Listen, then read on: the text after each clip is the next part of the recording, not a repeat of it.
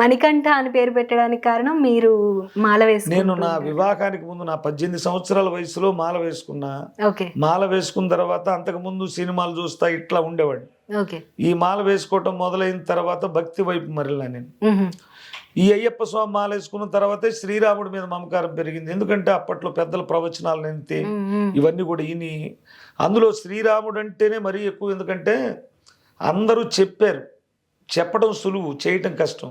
శ్రీరాముడు చెప్పడం కాదు, కార్యాచరణ ద్వారా చేసి చూయించి అన్ని యుగాలకి ఆదర్శప్రాయుడు అయ్యాడు, దైవం అయ్యాడు. కాబట్టే ఆయన నేను దైవంగా అనుకున్నాను. ఏదన్నా నాకు కష్టం వచ్చినా రామ అంటాను.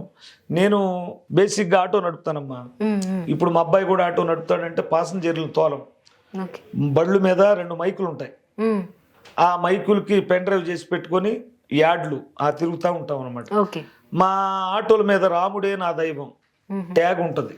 2 ఆటోల మీద ఉంటుంది, బైక్ మీద ఉంటుంది. నేను కొనే ప్రతి వస్తువు మీద ఆ రాముడు ఉండాల్సిందే, లేకపోతే ఏదో కోల్పోయినట్టు అనిపిస్తుంది నాకు. రామనామం ఎప్పుడు తలుచుకుంటూ.